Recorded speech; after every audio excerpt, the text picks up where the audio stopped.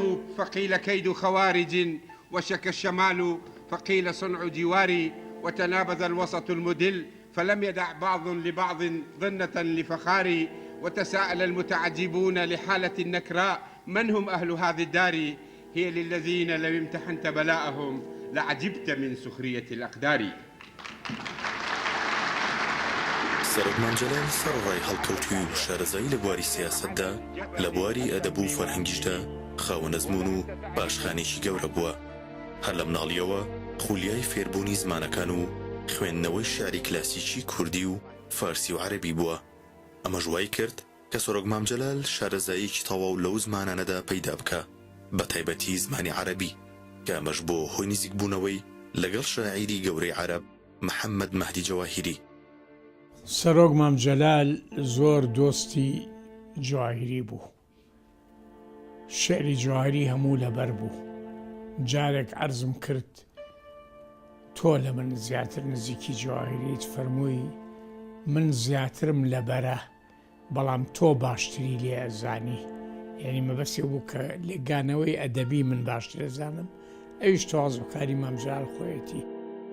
سەرەتای پەیوەندی سەرۆکمام جەلال لەگەڵ شاعیری گەورەی عەرەب محەممەد مەهدی جەواهیری بۆ ساڵی 1950 دەگەڕێتەوە، کە یەکەم ڕێکخراوی ڕۆژنامەنووسانی عێراق دروست بوو، کە جەواهیری نەقیبی سەندیکاکە و سەرۆکمام جەلالیش ئەندامی دەستەی کارژێڕی بووە. شەوقا جەلال کە شەوق العەینی للوەسەنی پارچەیەکی جواهیریە بۆ مام جەلالی ناردووە. خۆشەویستی تایە، سۆزی تایە، ڕەخنەشی تایە.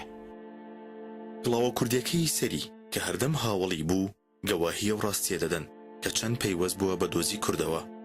ئەو کڵاوی کە سەرۆک تاڵەبانی پێشکەشی کرد و ئەویش وەک خۆشەویستی و وەفایەک هەردەم لەسەری دەکرد کە سەرۆکمام جەلال دەیویست لە سلێمانی پێشکەشی بکە، بەڵام بەهۆی نەخۆشی جەواهیری نەگونجا، بۆی نووسی پێشکەشە لە عەرەبێکی بەکوڕکراوەوە بۆ کوردێکی بە عەرەب کراو، وەک پیشاندانی ڕێزێک بۆ هەڵوێستەکانی جەواهیری. جواهیریش شاعری گەورەی عەرەبە بە بێگومان، بەس ئەو لەبەرکردنە و ئەو پەیوەندیە ئەوانش گەورەی مام جەلال و شارەزایی مام جەلال دەرەخەن. یعنی کە بلوانەیە کە وەک شارەزای شعری جواهیری بێ کە قەلبی لی کوردستانە و داوەڵفەموو ئەوەی خوێنەوە لە بەرلین، مام جەلال هەڵسا ستایشی کرد. دوایی بە منی ئەو تۆژە بێ هەڵسی هەستا منیش قسەم کرد. جواهیری وەڵامی هەردووکمانیایەوە، وتم مام جەلال وەڵامەکەی منی گەورەتر ویایی تۆ وتی هی تۆ بەڵام بینووسە. بڕوابوونی جەواهیری بە دۆزی کورد بڕوابوونێکی دروست بوو، بۆیە دۆزی کورلای جەواهیری وەگەر دۆزێکی ڕەوایتر لە ناوچەکەدا چاوی لێ دەکرا و هەروەها بەرگری لێ دەکرد.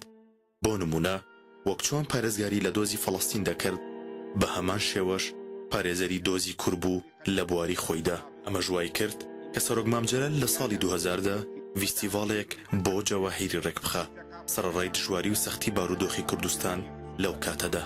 سلاما ومنذ العصور الخوالي مذ اخضر حقل بسمر الغلال ومذ حكمت سادة في الموالي تنسمت الأرض ريح النضال زهت بالشريد رؤوس الجبال وتاه الثرى بالدماء الغوالي ودقت مسامير خجل عطاشا بكف المسيح فطارت رشاشا بقايا دم للعصور التوالي تخضب بالمجد هام الرجال.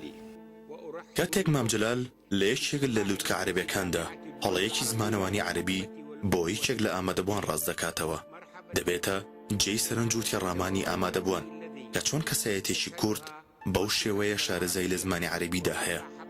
شارەزایی مام لەو زمانەدا ئاسایی نەبوو، بەڵکو گەشت بۆ ئاسیشیکردنەوە و وەرگێڕانی شارەکانی جەواهیری کە لە لای عەرەبەکان خۆیان زۆر بە قوڕز وەسف دەکرا لە ڕووی بەلاغە و زمانەوانیەوە.